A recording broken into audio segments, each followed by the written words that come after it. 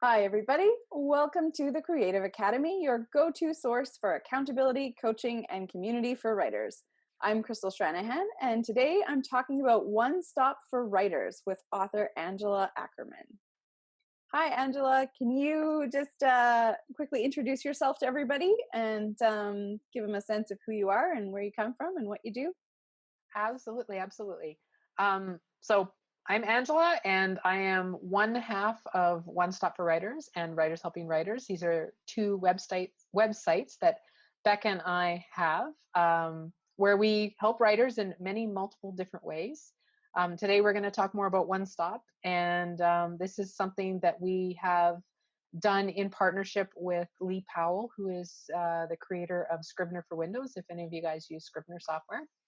And it is just a website that we've created that, you know, we needed to think past books in order to, we were thinking about how can we help writers in a more innovative way?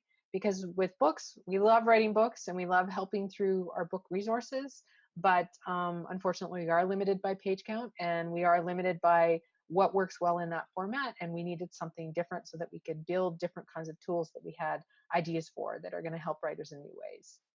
So yeah, that's a little bit about me. All right.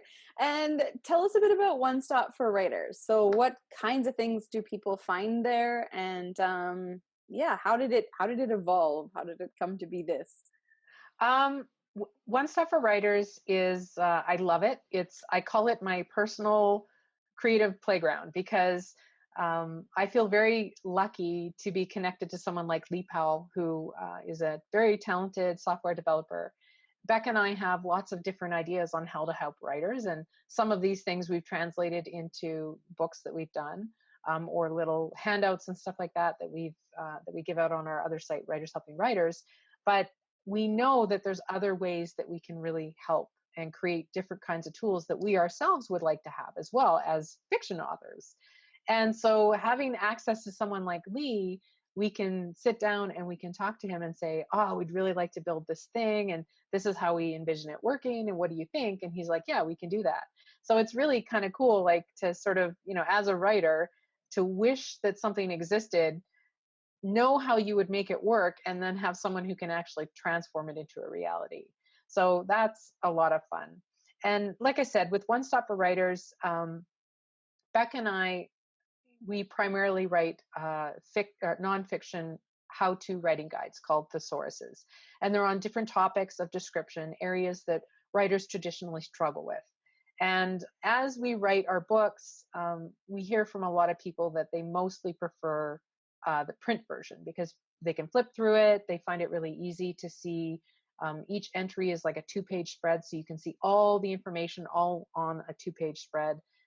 So it just works with a lot of people's process. But as we write more books, it takes up more and more of a bookshelf. And we hear from a lot of writers that they cart these things around with them when they go to when they go to writing meetings or they go to the coffee house to write. And I said to Becca, we need a better way to sort of get all this information in one place, so they're not pulling down one book and looking something up and then pulling down another book and looking something up. So we got together with Lee Powell and created One Stop for Writers. So it's all of our thesauruses, not just the books, but all of the ones that we've created all in one place. And they're searchable, and you can go from one to the other very quickly and easily. You can make notes on any entry, which is a really nice aspect. A lot of people with the emotion thesaurus, for example, our lists, we did the best we could, but we only have so much room on 2 pages, and sometimes they come up with unique ideas of body language and they want to jot it down. And with One Stop for Writers, you can create a note and it's just tied to that entry for you. So you'll always have access to it, whatever character that you're working with. So that's kind of a nice aspect of it. But One Stop for Writers is also a lot more than our thesaurus collections.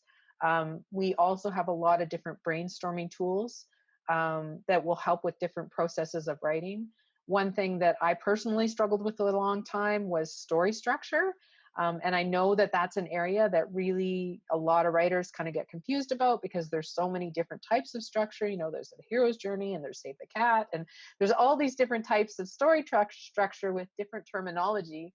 and people get caught up in it. They're like, is this the inciting incident, or is it this other thing, or where does that happen? And we thought, there has to be a way to sort of create something that is just going to lead people through all of that, so that it makes that structure point really, really easy to follow, and they're able to envision what their entire story will look like, and they're going to hit all those important structure pieces. So we have a tool called the Story Map. It's we base it on Michael Haig's 6-stage plot structure, which is my personal favorite, because it looks at kind of the inner journey of a character and also the exterior plot things that happen. And we just lead people along step by step, guiding them as to what each turning point should be and what they want to be thinking about as they write. And it's something where if you're a pantser or you're a plotter, you're going to find help from it, because it only gives you as much information as you need. And you can, if you really need a lot of help understanding story structure, it's there. But if you don't need a lot of help, you can just brainstorm whatever pieces of the puzzle that you want to brainstorm for your story and leave the rest. And it creates this nice little visual map at the end. So there's things like that. There's the idea generator that we have, which is not like other idea generators that are kind of like pick a place and a person and a thing, and it'll spit out like some ridiculous story that you'll never ever use. Ours are more on things that will help trigger ideas. So one of our drawers is on different kind of plot complications that might happen. So, you're trying to put your character in a corner and you need some sort of conflict thing to happen. It'll give you a whole bunch of ideas, and you can just open this drawer and open it and open it and open it until you find something that is a perfect match for whatever scenario that you're trying to build. Or if you're looking for different areas of internal growth, character arc is a big piece of the storytelling puzzle, and most stories deal with character arc. And so character arc is all about your character growing and changing and becoming someone stronger, so that they are in a position to achieve whatever the goal is that they have in the story. So this gives you ideas on different things that maybe your character is going to need to struggle with internally, so that they can grow and change and become that stronger person. So it's just a lot of really sort of unusual areas, things like secrets and stuff like that, just really useful things that we haven't built a whole entire thesaurus around, but it still gives you a really great source of ideas if you need them. So anyway, we have like just a ton of different tools like that.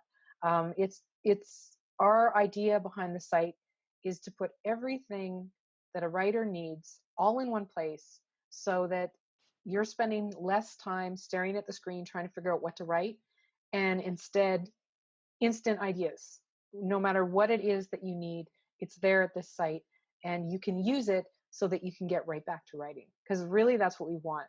Unfortunately, there's so little time to write as it is now. Most writers are parents, and they have a second job, or they have several jobs, they have social commitments, and there's all these different things sort of vying for their time.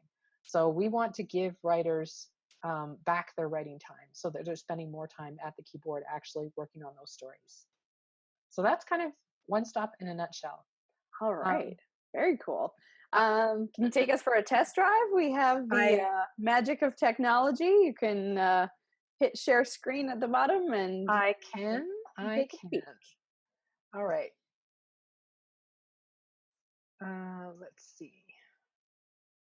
Let's see. Did that do it? Can you see my screen? Sure can. Okay, so this is OneStopForWriters. As I said, we have 6 different books right now in different thesaurus collections, and we kind of talked about what those thesauruses are in the last interview. But here, as you can see, we have a lot more than 6. And that's because we've been constantly developing different areas of description on OneStopForWriters. So all of them are visible except for this one, the occupation thesaurus, but because I'm an administrator, I can see it. So just sort of ignore this one here. But all of tantalized by it. Yeah. You're not supposed to know that exists. But anyway, if I were to go into the emotion thesaurus, first of all, in the emotion thesaurus book version that you have, there's 75 different emotions that we've covered. 8 now. So there's a lot more emotions that you'll find here on the site than you will in our books. So I'm trying to remember which ones are not in the book and which ones are here. I think powerlessness is one that's here, but not in the book. So you can click right on whatever emotion that you are trying to describe with your character. It'll give you a definition of what that is, so that you can make sure that it's exactly the type of emotion that you are going for. It shows you the physical signals and the behaviors. So it's a giant list of items of different ways that your character might show this particular emotion. So here we have, for powerlessness, poor posture, avoiding eye contact, asking for instructions or seeking approval before acting, a weak handshake or grasp, looking down at one's hands, not asking questions, following instructions blindly. These are all different things that a character might do to show that they feel really powerless in a particular situation. And those are only, like I said, there's many different things, just a few things there.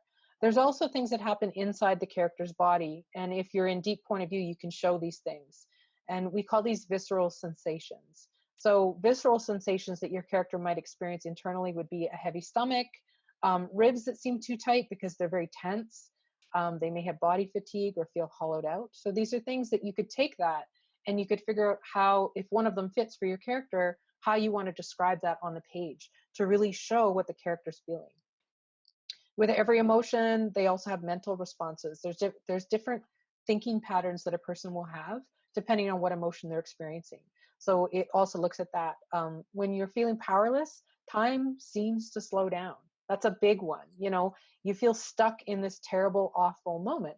So maybe that's something that you want to show through your writing to really reinforce this feeling of powerlessness that your character has. Your character probably wants to be alone. That's another thing that we do when we're hurting or we feel just completely inept.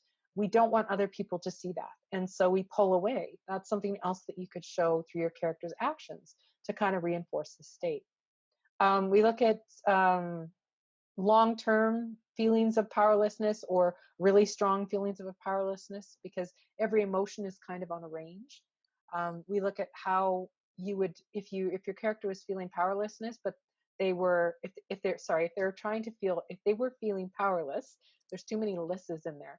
If they were trying to feel powerless and you needed to show that they were hiding that feeling from other people, it gives you ideas on how to do that. And then also here may escalate to, these are all the different emotions that a sense of powerlessness may turn into another emotion. And then there's also emotions where they may, if that feeling goes away, maybe they feel at peace now, or they're satisfied because there was a change in what happened and now they don't feel powerless anymore. So whenever you have these, you can click on these and they will immediately take you to that emotion. So now you're in that emotion and you can immediately figure out how you want to describe that emotion for the character. And you can just keep doing this as much as you like, going through all the different emotions. Very So we cool. have, yeah, and it's great. Like we use tip to toe stuff. So for example, a really kind of big picture area for characters trying to plot their storyline is looking at what's motivating them in the story. This is really an important thing. Everybody should know what it is that their character wants in the story. And so we've created a whole thesaurus called the Character Motivation Thesaurus that looks at core real world things that motivate people to act. And this might be proving someone wrong. That might be what is pushing your character in the story, or realizing a dream of some kind, pursuing knowledge, finding a lifelong partner, romance. Like this is clearly one that lots of romance ones would use. So finding a lifelong partner, this looks at what human need is driving the goal. And we talked about this a little bit before. It looks at Maslow's hierarchy of human needs. So clearly love and belonging is going to be a big factor with any sort of romance novel, but it might also be safety and security. It looks at how the character might prepare for this particular goal. So if they're wanting to find a lifelong partner, what are the sort of things that they're going to do to help that along? They're going to get into, maybe they're going to go to the gym. Maybe they feel like they've gained a bunch of weight and they want to lose weight. They want to practice self-care in some way. They join an online dating site. Like there's a ton of different things that they might do. There's also, with any goal, there's going to be sacrifice and costs that come with it. So you can sort of think about that. What does that look like for your character? Unfortunately, when you are pursuing a relationship with someone, one of the potential costs may be that there's other people in your life that are going to feel like they're not a priority anymore because your time is being eaten up with this new relationship with someone else. So a possible cost might be that you have kind of friction in some of your other relationships because they're jealous, or they're resentful that there's someone new in your life, in your character's life, and that's taking time away from them. So these are all things that you can weave into your story to just make it a little bit harder for your character to be with that person that they want. And then, of course, there's roadblocks that could prevent the goal from being achieved. So clearly, if you have a character that's trying to, build a loving relationship with someone, there could be a third party. There could be someone else that's also vying for that person's, attention. Or maybe your character has some sort of disability, or something, a physical defect or something like that, and that really eats at their self-esteem. And that's sort of an internal roadblock that they need to get over, and so that they can kind of move forward and be more confident, and not always be thinking about that, and allow it to sort of encroach in their life in a way that they don't maybe put themselves out there or something like that. So there's lots of different things. These lists are just ideas, lots of lists of ideas on how to sort of create these scenarios, create these storylines that are really going to have a strong impact, because they're going to feel like they're real situations that we all experience. So like every thesaurus thesaurus, it has stuff like this. There's so one question. If you hit the star, what happens at the top beside the thing? Sure. So if you hit the star, it bookmarks it. So if you write romance, for example, you're probably going to visit this particular character motivation thesaurus entry quite a bit. So you can bookmark it to a certain story if you want. So I have just some stories here that I'm working on. So if I wanted to, I could put that in my ghost story. Maybe my ghost story is going to have a little bit of a romance. And now it's there. And if I go into my workspace, which is kind of your desk here at OneStopForWriters, where you can create all your projects, you can just, let me see, where did I put that? I got so much stuff here. I don't remember where I put it. I think I put it in the ghost story. Yeah. So Angela's ghost story has all these notes. And finding a lifelong partner is now a bookmark. So I can make so cool. Yeah, it's really good. You can bookmark different emotions. If you know that your character is going to be dealing with a certain range of emotions in your story, you can bookmark them so they're just really easy to find. Your timelines, your story maps, all of that kind of stuff can be here. We also have a lot of templates and worksheets that are really popular at the site. So everything from backstory wound profiles, if you want to create a backstory wound for your character, or you want to look at your character's fears. Everything has an example, and a lot of these you can fill out the site and then just attach it, which is really nice to whatever story that you're doing. So here it looks at, if you're trying to figure out what is my character's greatest fear, like what is the one worst thing that they could ever imagine is going to happen to them in the story, you can figure out what that will be and how it affects all these different things. So whatever your character's greatest fear is, it's going to create secrets that probably are going to cause shame in some way. It's going to affect the lie that the character believes about themselves or how they view the world that's kind of skewed, it's wrong, and they have to figure that out throughout the story. Their greatest fear is probably going to be tied to a failure or a mistake that they've made in the past. And it's going to result in very specific emotions that are going to result in pain. So in this case, for the one that I wrote, those emotions are love, lust, desire, and envy. So it really, these worksheets, like I said, there's many different ones that you can do on settings, on characterization, and there's a little eye here where you can pop up and see what they all look like. And they just, they're just really great to help you kind of gather all that really important information that you want about your character. So this page is open to anyone. Anyone can look at any of this stuff, you don't have to be a member. You can just click on it and look at it. But if you actually want to use it, that's where you have to become a subscriber. So one page that's really popular with a lot of people is this one here. It's checklists and tip sheets, because again, I absolutely love, there's something. I absolutely love to be able to help people through tip sheets and stuff like that. And so I share a lot of these online. And you can take any of these, you can go to and you can open them in a new tab, and you can save them. You can print them to your computer, whatever you want to do. And they're in all different kinds of stuff, like adding conflict, body language, how to write emotional wounds, how to create conflict. There's even a editing one here on crutch words. So this looks at words that we commonly tend to overuse as writers, like face, eyes, hands, chest, stomach, breathing, was, all of those words that, we tend to overuse too much. And so it gives you a way where you can take one of those words, put it into your Word for search and replace, and just see how many times you use it. And if you are always describing the face, you're going to have a lot of that word. And that might be a cue to you to go, okay, you know what? I spend too much describing the face. I need to think about what the character's body's doing. So I need to get more body language in there and not rely so much on maybe the eyes or lips, or however, if my character's smiling a lot, that kind of stuff, it's going to show up. So anyway, so helpful. Oh my goodness. And Scrivener too will track your watchwords, so you can put them in there as well, whether you're writing in Scrivener or Word, and it'll pop up and tell you how many times you've used it. And that's super helpful. And the nice thing with Scrivener is anything that you build here, like this here is a scene map.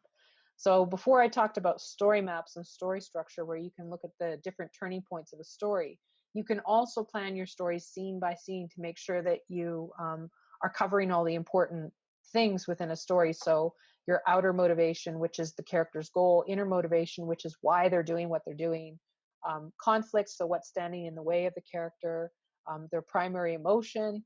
Sometimes it's really helpful to kind of keep track of all these different things for each and every scene that you write. And anything that you create here in OneStopForWriters, you can export and use in Scrivener. So it's really nice. If you prefer to write in Scrivener, then you can just, export it, and then you can plug it right into your Scrivener and use it right from there. So that's really super helpful. But I think that might have just changed my life. You didn't know that. There you go. No, I didn't know that. But everything is integrated in Scrivener, and the process that I use for outlining and then pulling things in and then actually writing and whatever is all about making it a seamless process. So no, I had no idea you could import Scrivener with any of this. So well, there you go. See, that's great. I am gonna be playing next weekend on my next story, so I'm gonna have to implement some of this rock star stuff. Good. Yeah. Another one of my favorite tools is the idea generator. And I talked a little bit about this in the last interview. And this is, again, it's a fresh take on an old idea. Sometimes we just need to spark ideas. And so we created a generator, but the topics are really unusual. So we have emotional wounds. If you're trying to decide, what emotional wound your character has, maybe this is how you want to do it. Or plot complications, or fears, or hobbies, all different kinds of stuff. So you just open one of these drawers, and here's 3 different options that maybe things could happen. Maybe your character spills beer on a large fan at a sporting event, or they have a near-death experience that's followed by new paranormal abilities, or they come home from vacation to find their house trashed in some way. And if you like one of these, again, you just click the star, and then you can save it to one of your projects, or just to your workspace in general, whatever you want to do. So I could save, maybe I want that near-death experience. I want that to be part of my ghost story. I just click it, and now whenever I go into Workspace, it'll be right there for me. And I can go and just, all my project stuff is all right there. So it's super helpful that you can just sort of look up whatever you need to look up.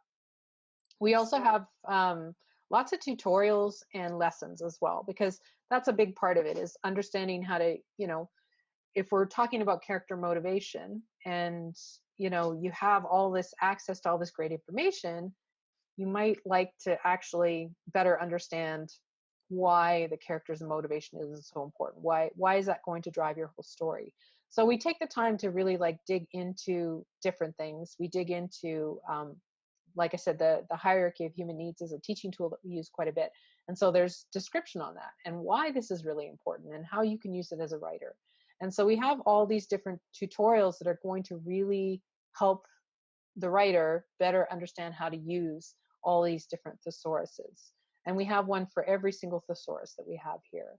And there's everything from, like I said, there's motivations, colors and patterns, emotions, emotional amplifiers, wounds, negative traits, physical features. So if you're trying to describe your character's physical appearance, we have a database of description for your character. So that one's also really helpful.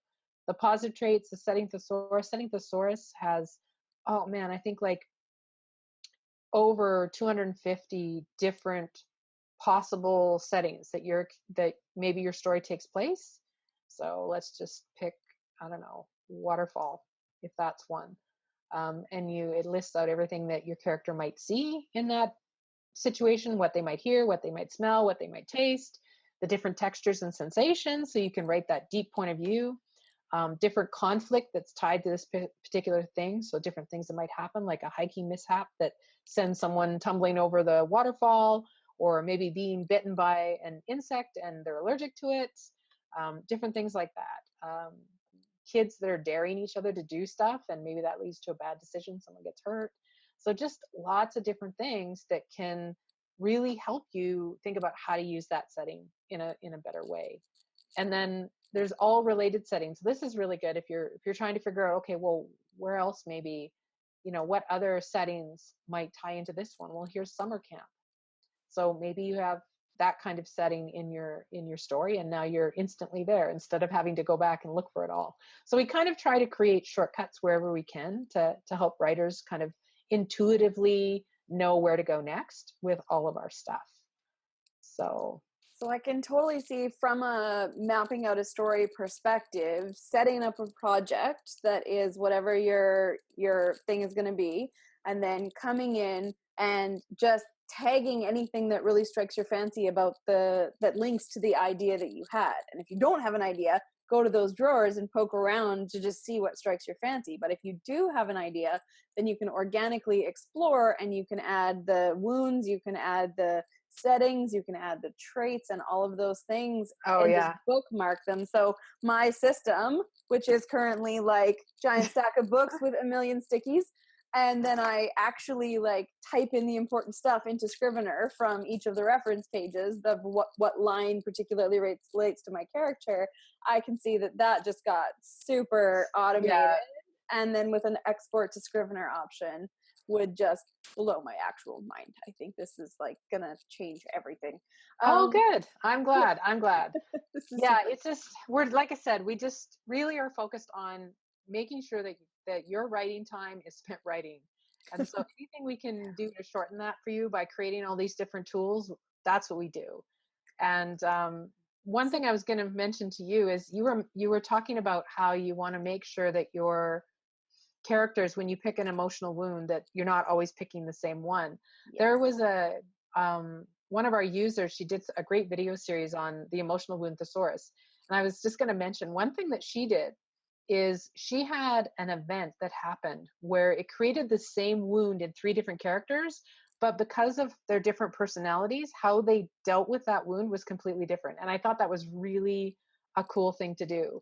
So, because I think the nice thing with this is because these are so comprehensive, there are so many different things that you could pick for each individual character. You could pick the same wound and it could look completely different for each character depending on their personality and, their role in the family. If it's 3 siblings, are you the middle child or the older child, and how do you deal with conflict and how do you deal with pain and all that kind of stuff. So anyway, I just wanted to mention that because you had said that you're trying to pick different ones for each one, which is fine, but I just wanted to tell you that there's somebody who's actually working with the same one, and part of her whole story is showing how different the characters turn out based on how they dealt with that wounding experience. Yeah, for sure. So And I think one of the reasons why I was consciously trying to go in different directions is because I know psychologically we tend to default to our own programming and our own experience, even though we think we're becoming these other characters in our writing. yeah, Our lived experience and our context, it tends to be what sparks certain things. And so, um, purposely trying to branch out and try different ones was my way of trying to force myself like outside of my own discomfort zone or what my own wounds might be. It was making me open up the options and look at other experiences. But I do and also have a couple of characters who have the same wound, but yeah, as you said, completely different reactions to it and coping mechanisms, mhm. and they're at different periods of their life, because the same wound when you're 23 is not going to look the same as if you still haven't sorted that out by the time you're 45, right? So, looking at it Absolutely. from a life course kind of model, yeah, I mean, and we can revisit the same character. I've got one that bounces back and forth in time, and it's the same wound when they're 14 as when they're 23 as when they're 30, and they have to work through that at those different stages, and you get the different parts of the arc.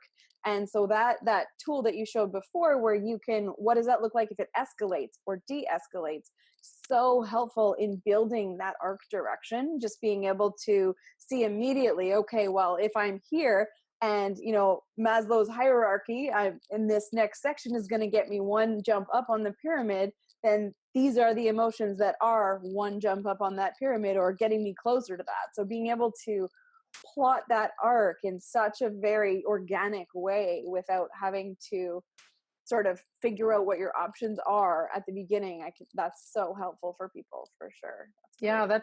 that sounds actually really interesting, like picking different points of the character's life and looking at what that wound looks like through their experience at that time. I think that Yeah, would be really neat. That'd if be you're a trying to build out backstory, or if you're looking at um you know uh what are some incidents in the past that have built into where this character currently is, then knowing how it could have escalated would be really helpful to build out that backstory and to show a natural progression. We don't just go from being a little bit upset about something for it being like a core piece of pathology in our lives. We have a process. We got yeah. there one little step at a time, and being able to see those steps or see what might have been part of those steps for that character is just so beneficial to making that an organic, natural feeling, realistic kind of a character history. So yeah, Well, and that's exactly it, because we're complicated. That, like, we know that we are complicated. We have complicated feelings. And so if we feel like that, our characters should too.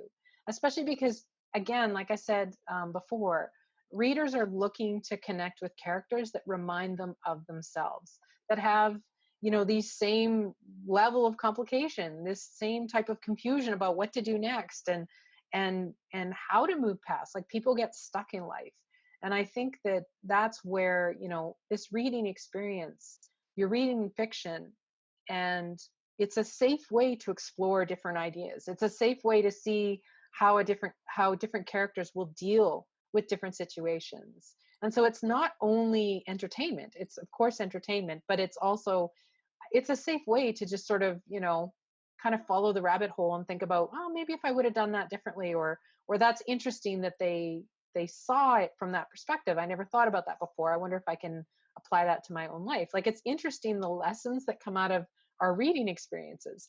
And I mean, that's not necessarily, in the forefront of everyone's mind when they're writing, oh, I want people to take this away from it. But it is a great way to add a little bit of depth to what you're writing and to make it a little bit more memorable. Because I think that's the big thing, is we want to create characters that are not generic, not just, like any other character, like a stereotype that we've seen on TV. We want our readers to be thinking out about our book like week after they read it, month, a year. We want them coming to our website and going, oh my gosh, like, when's the next one out, because I need to have it now. We want to create that sort of fascination, and we do that by really developing our characters well and making them a little bit more, have more depth, and also really thinking about our world, thinking about those settings, thinking about different things that are going to happen in the story. We want to put our readers in that world so they feel like that in the time that they read that book, they were part of it, and they keep remembering what it's like, and they keep wanting to have that experience again. I think that's the best thing we can do as writers, is try to do that. For sure. For some of our members and people watching, not everybody uses Scrivener. Some are writing in Word. Is there an option to export to like a Word document or something if you're using this for planning, but then you want to Oh yeah. have that? Yeah. Okay. So anything that you have here, like I said, a lot of this stuff is practice stuff, where I was testing different things out. But here's a story map, for example. And so, here's all the different the setup, the opportunity, new situation, change of plan, leads everyone through all of that. If I wanted to, I can create a PDF of anything, any of these kind of tools. And so I can create a PDF, and it's going to send that PDF, and it'll look like this. It'll have all of this information written, but it also shows this nice little map of, here I am in the start of the book, and this is the setup, and then the opportunity and the new situation, and now I'm in the middle of the book, and these are the things that are in the middle of the book. And so you get both. You get like the map, and you also get all of this here. So let's see if I can open that. Okay, so this is what that particular one that I wrote. This is A Few Good Men. So I was just testing it with the movie A Few Good Men. So it describes what the setup is. Daniel Caffey is a lawyer with a knack for plea bargaining. He's incredibly likable, charming, witty, clever, but there's something off. So it gives you what's happening at the start of the story, and then the new situation that happens, and then it leads you through the entire story, so that if you want to use this as a map, as a way to find your way through your story, you can. It's got the point of no return, the major setback, the climax, all these different really key scenes. It's just going to lead you how to get to that point in the story and remember what's really important that you want to happen. So as I said, it gives you a nice little map, and you can print this out, and then it's got whatever you wrote in those sections, it'll show that. And so you have both. And so yeah, you can save it as a PDF, or you can whoops, lost my thing there we go. Or you can export everything. So under your account, you can export your data at any time, all your stuff. Great. Great. It's all here. You can, there's different ways to export it, different formats, and there's instructions. So whatever you want to send to Word or your computer or Scrivener or whatever program that you want to use, you can do that.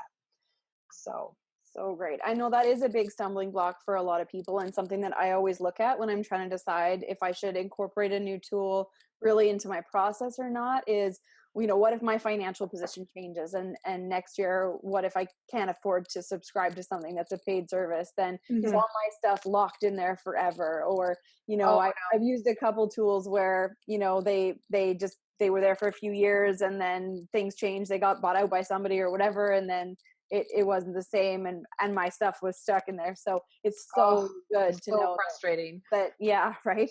So it's so good to know that you can export your stuff anytime, and if your situation changes, you can adapt to that. One more question around that. Like, if I say I was a subscriber and then I needed to take a few months off writing, or I was going to take a break for a year because life happened or whatever, and I didn't renew my subscription, would everything disappear, or would it stay dormant for a while and be reactivatable? We never get rid of your stuff. The only way your stuff is scraped from the site is if we have to delete your account. The only way we would delete an account is if you asked us to do it. We don't just randomly delete accounts. With the new GDPR stuff, we did have to create a policy where after 2 years, if you're completely inactive and you're not using the site, you haven't logged in or anything, we send you an email at that point in time and let you know that 2-year mark is coming up. And if you do nothing, then what it'll do is it will close your account, but it sends you everything. Everything you created goes to you by email. So whatever email you have attached to this, it will send it to you. And if at any time, if your account changes, you want to go from a paid subscriber to an unpaid subscriber, it will you just basically go back to a free membership, and you won't be able to access this on the site, but it automatically will send you everything. Whenever your subscription ends, it immediately will email you everything so that you have access to it on your computer. So you could easily subscribe 2 months later, go back to being a free member, and then 6 months down the road, subscribe again, and all your stuff is still here. Plus, you had it to work on if you want in your email. You can access it from your email. So yeah, we have all those safeguards, hooked right in, because we're not interested in holding people hostage to us or anything like that. We understand people are at different stages. Some people like to use the site to brainstorm their story. Other people like to use the site to revise. So it's kind of like whatever fits your work process. Like that's what we try to do is just match that in whatever that looks like. So, but I mean, obviously, if you're a long-term subscriber, you basically, you get a better deal. Like the price is a little less, and that's kind of the incentive to stay long-term. And what we hope to do is show people that with the different tools that we have, like this is a really good tool for writing your novel, but also a very good tool for revising your novel. So at any stage that you're at, you're going to be able to find help from our resources here. And we're also always updating the site. We're always adding different things. And so we have a page that tells you all, whatever we've added. So lately, the last thing we added was a story stakes drawer. So trying to figure out what's at stake, how you can up the stakes, and make things, even more intense. We now have a drawer that can show you exactly how to do that. We also created a bunch of character motivations specifically for kidlit authors, because what your character wants in the story and why is going to look a little bit different for adults as it will for kids. Kids are more, like some of the things that they need are going to be, like they want to find a friend or they want to fit in. Like they're more like that versus, they've some bigger sort of, they're looking for, a lifelong partner or something like that. So we definitely, as we add stuff, we always update it here. And then we always have what we're working on so that people always know what's coming. And we are very excited about a specific tool that's coming.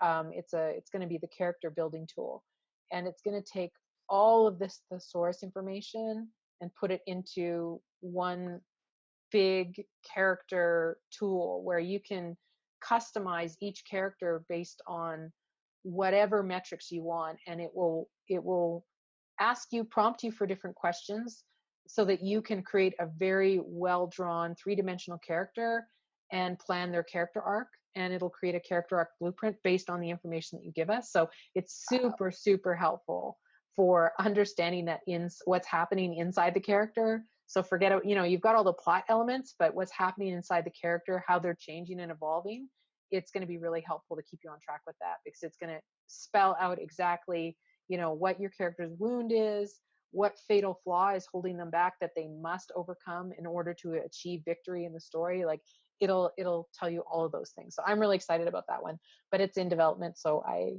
don't have it here on the site. I can't show it, but anyway. But we can live in hope. It's exciting. We're hoping, fall that will be ready. It's a massive tool. We've done some really fun and, super great tools. Like the story map is one of my favorites. Like I said, it for anyone who struggles with story structure, we have made it so easy to follow all the different important pieces, and not only to follow it at a change arc, but also if you have a static arc or a failed arc. Maybe you're writing a story where it's a tragedy and you need to know what that looks like. Well, we show you at each step of the way. We tell you what it'll look like if it's a failed arc. If it's a static arc where it's more, there's not a lot of internal changes happening with the character, but there's a lot of, car chases and that kind of stuff. It's more action oriented, where there's more of a plot mission to overcome. We'll show you what that looks like and how to create a template around that helps you with the structure. So anyway, just like I said, it's kind of a lot to sort of, explain it all right in, just a half hour, but it really is worth exploring. And we've tried to make it all very intuitive to find stuff, easy to understand and use. Because again, we're all about just making sure writers are actually writing. Like that's our goal, is you don't want to spend a ton of time trying to learn how to use something, and you don't want to spend a lot of time trying to figure out what body language your character, is going to have for a particular emotion, or what kind of factors are going to come into play if they've got a particular goal. We just wanted to put all that information in one place so that people can just look it up and then boom, just start writing that story. Awesome. I have two things I'm curious about in here. One is the Sure. timelines. Can you peek at that? I'm I curious how timelining works. I've been using Eon Timeline to track all the different events in my town and all the different stories, but it integrates with Scrivener, but it doesn't perfectly integrate with my process. So I'm curious what would I be available in yeah. here. I love timelines because they're very versatile, because you can use them, for your actual timeline. So here's Lord of the Rings. So you're at the Shire, that's your scene, and this is what happens. Gandalf arrives and there's the party. And then there's Bree, and that's where Frodo, flees to the prancing pony. And so you can certainly do this chronologically, big events that are happening in your story, and you can do as many of these as you want. But you can use this for so many other things. You can, if you've got two protagonists and they're on two different journeys, you can create a timeline for both of them, or different things that are different events that are happening to these two different characters at the same time. It's a good way to track that. Or if you have information that you're trying to capture, like in one of my stories, I have characters that have these jewels in their hands, and each jewel has a different sort of power that it gives a character. And so I can just, I can create a point for each one, that, okay, ruby means this and emerald means this. And whenever I need to remind myself, okay, which power is associated with amethyst, I can just go and look, and there it is. But yeah, timelines are super fun, easy to make. You just, whatever you want to call, I don't know, story one, you just name it. And there's terminology, help, and instruction. So again, every step of the way, it's easy to lead you through it all. So you pick your project, either a project that you have, or just the default is My Workspace, and it'll just immediately save it to that desk. You save it, and then you start creating your timeline. So you create your first point, whatever you want that to be. So scene one, and then whatever you want to write. Cool stuff happens. And you save it, and then there's your first plot point, or whatever it is that you want to add. And then you add the second one, scene two, more cool stuff. And you save it, and there's your second plot point. And so you get an image, and here it tells you exactly what you wrote. And at any time you can edit these. I want to edit this one. No, this one's okay. I'll cancel that. Okay, I want to edit this one. You can do that. The other thing I love about timelines, I'll add one more point here.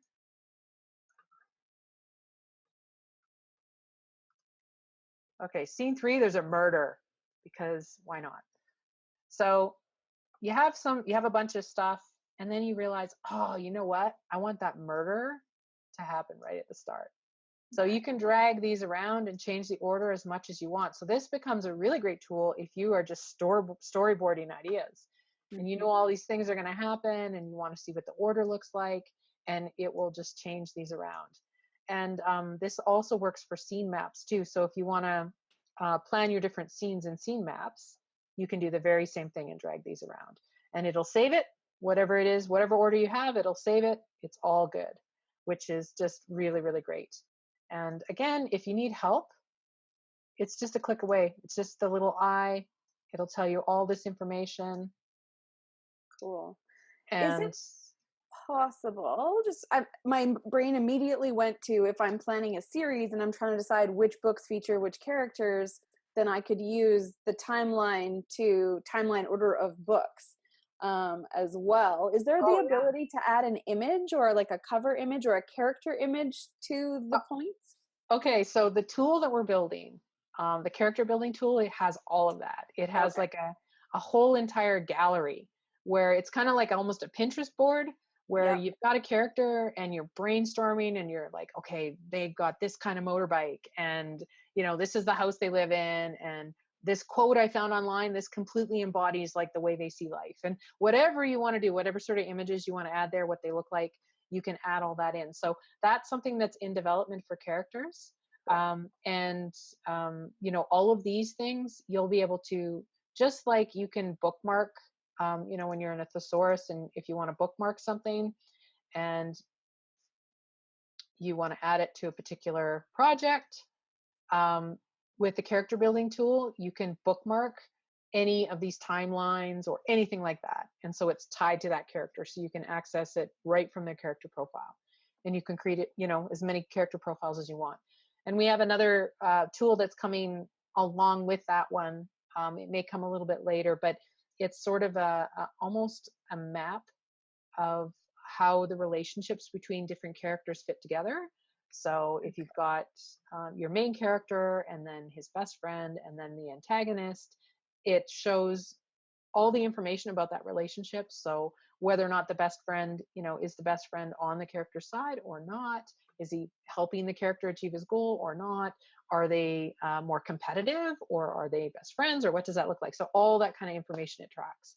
So it's going to be such a helpful tool.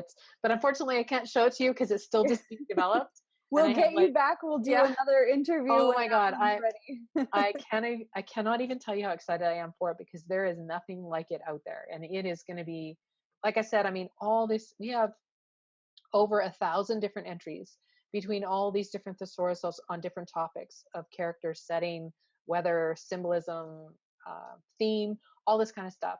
And we have 1,000 entries, and this tool is the first one that really pulls it all together.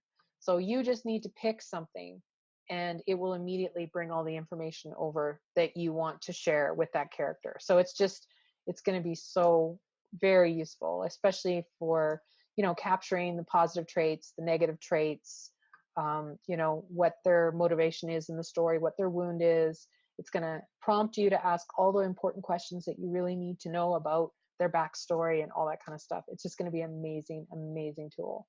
So it's going to be really nice to see this all be utilized in that way, in a way that's very automatic. Awesome. But yeah, unfortunately I can't show you yet. So all right. Is there anything else we need in our orientation in here, or are we? Oh my goodness. You can stop sharing screen. I'm guessing we could explore in here for like weeks. Yeah, but you could. We want to get people to explore on their own as well. So just a couple more bits and pieces before we wrap up here. I know people are going to want to go off and explore the heck out of that resource. I already have about 1 million things I want to try and see how they work. And Angela and Becca and crew have very generously offered us an opportunity to check that out. So maybe could you tell us a little bit about what you're gifting to the members and how they go about doing that? So again, we love OneStopForWriters, and we really believe in it. And we want to help writers. So the best way to do all of those things is just to get you in for a free trial. So what we have done for the Creative Academy members is we've created a coupon, a code that you can use, and you sign up to OneStopForWriters. You activate the code, and then you'll get a month free to play with the site, do whatever you like. And the code, basically, you do have to attach a credit card to it, because that's how it recognizes you as a member. But because you have the code in there, your credit card is not going to be charged for that month. And you can choose to leave at any time. And our, like many subscription sites, like most subscription sites, it will roll over at the end of the term. And that's so that there's never any interruption, because it would be terrible if you're right in the middle of writing your story and you really need the site and you didn't realize that was coming up, and so suddenly you don't have access to it.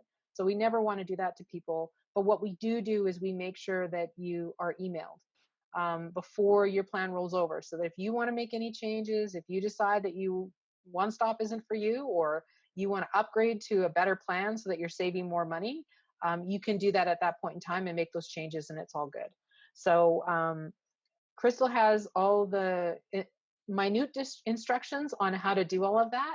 And she also has the code for you guys, and she's going to share that with you on the Creative Academy site. So, but I hope you guys use it and play around and use it and just see what you think, and see if this information is good for you. And please, by all means, get in touch with us, because we love feedback. If you have an idea of how we could make something better, if there's something that you would really like to see on the site, let us know, because we're really interested in making sure that the experience that you have at One Stop is exactly what you need. Because like I said, we're all about saving you time and just providing everything that you need. So anything that we can do to make that better, we're always interested in that kind of feedback. All right. Well, thank you so much, Angela, for taking the time to come and chat with us and explain all this, and for your generous offer of letting people get in and explore for themselves and get hands-on and see what the tools can do. I'm a tools geek. I try all the software, I try all the things, I test out everything, and then I stick with my little stable of favorites that get built into the process that gets replicated over and over and over again. And you can always tell the tools that are actually built by writers by people who are using them. Hmm. And that's what I really love about this, is it's so intuitive, it totally makes sense, and it facilitates the process. It doesn't become its own process, and so that is so valuable. So thank you so much for being here, and I'm sure we will be talking to you again in the future. And yeah, thanks so much. And for all of you, you can check the section below this video, and you can also check the member coupons and codes section for tools, and we will have all the info on how you get hooked up in there. So thanks, everybody. And now get back to your writing. Perfect. Thanks so much. Thank you for being a part of this Creative Academy event.